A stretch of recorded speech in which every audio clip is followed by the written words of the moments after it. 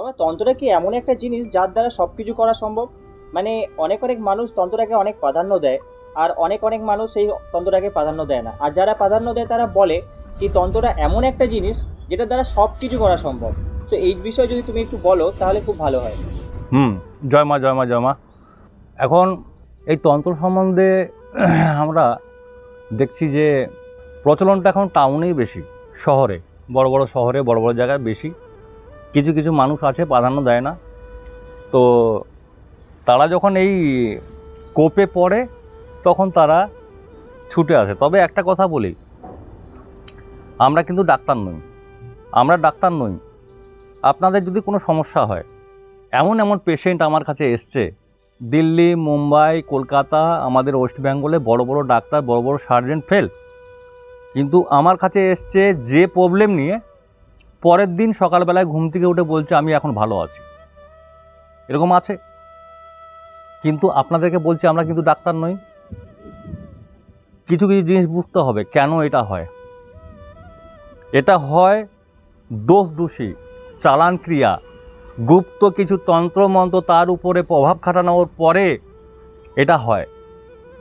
এটা কিন্তু রোগ নয়।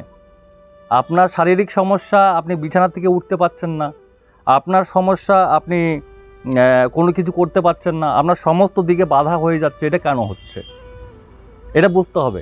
এই জায়গাটাকে খেয়াল করে আমাদেরকে আগাতে হবে। সেই জায়গাতে ডাক্তারি কাজ চলে না।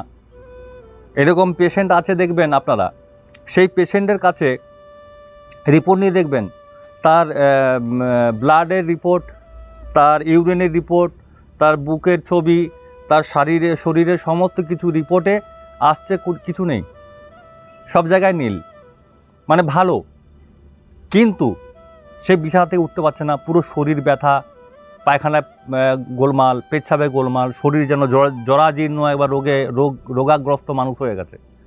এটা হয় তন্ত্রক্রিয়ার মাধ্যমে, যেটা আপনারা প্রাধান্য দেন না। কিছু কিছু মানুষ আছেন, প্রাধান্য দিতে হবে না, কোপে যখন পড়বেন দেখবেন তখন কোনো কোথার থেকে কোথায় আপনাকে এখানে আসতেই হবে।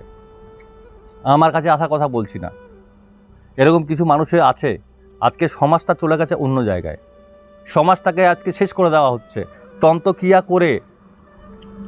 আপনার পিছনে কাঠি দেওয়ার লোক আছে, আপনি ভাবতে পারবেন না, আপনি ভাবছেন যে আমি এগুলো মানি না। মানতে বাধ্য। যখন আপনি জায়গাটা বুঝতে পারবেন তখন আপনাকে মানতে বাধ্য। তো এই যে কিছু কিছু এই তন্ত্রের মাধ্যমে বলছি যে সমস্ত ক্রিয়া করা সম্ভব। আপনার কি দরকার, কোথায় আপনার কাজ আটকে গেছে, আপনার বাস্তুভিটা ডিস্টার্ব হচ্ছে,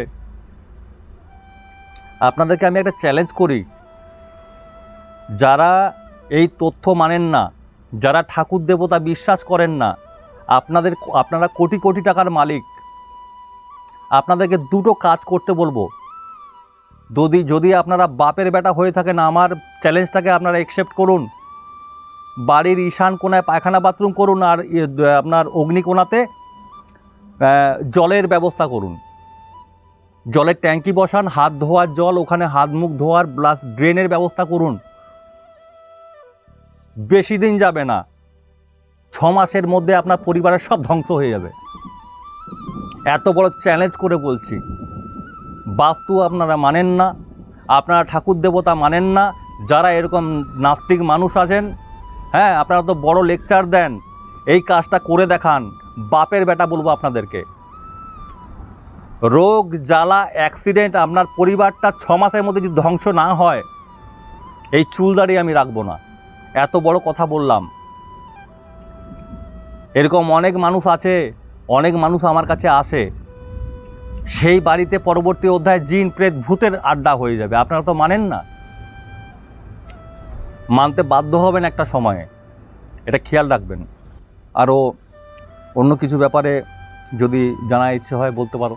আর এই একটা ব্যাপার হচ্ছে, মন্ত্রটা কোথা থেকে উদ্ভব হলো, যে একটা পার্টিকুলার পেজ থেকে সেটা উদ্ভব হয়েছে, তারপরে সেটা আমাদের মধ্যে এসছে।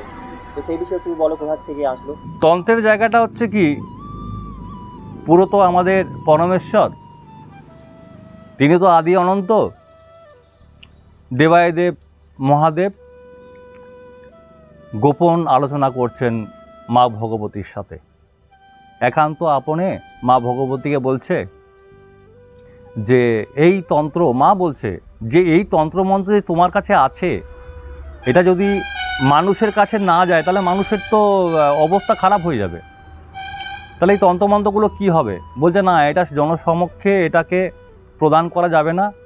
তাহলে কিছু নরপিশাচ, কিছু আছে যেগুলো আমাদের এই ভণ্ড আমাদের মতো কিছু মানুষ, মানে এখন তো আমরা বয়ে বেড়াই এই চুলদাড়ি, এই লাল বস্ত্র, গেরুয়া বসন পরে আমরা ভণ্ড নামে চলছি। তো এরকম মানুষের কাছে যখন এই ভালো তন্ত্র যাবে, তারা খারাপ ক্রিয়া করবে।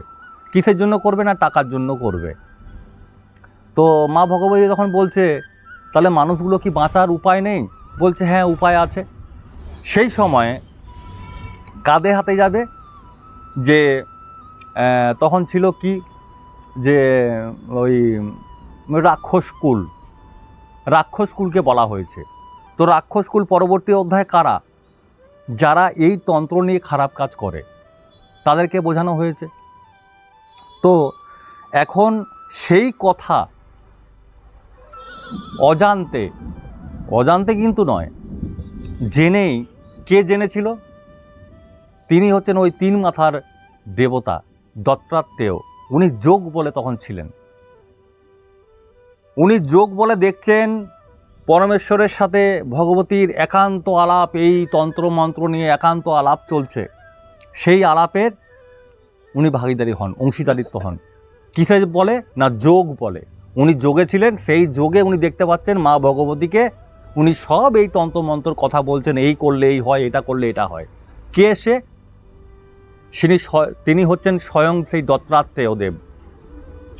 তো আমরা বলি যে আমরা সেই নাথ সম্প্রদায়ের থেকে আসছি, সেই দত্তাত্রেয় থেকে টোটালটা পর আমাদের মাধ্যমে এটা এসছে। ঠিক আছে? জয় মা, জয় মা, জয় মা। যদি কিছু আরও আপনাদের কোশ্চেন থাকে আপনারা আসুন, আপনাদের যদি কোনো সমস্যা থাকে আমার সাথে সরাসরি কথা বলুন, যোগাযোগ করুন। ভালো থাকুন, সকলকে ভালো রাখুন। আমাদের কর্তব্য, আমাদের সমাজের একটা দায়িত্ব, সেভাবে আমাদের কাজ করতে হবে, আমাদের এগিয়ে যেতে হবে। সবাই ভালো থাকবেন। জয় মা, জয় মা, জয় গুরু, জয় গুরু, জয় শ্রী মহাকাল।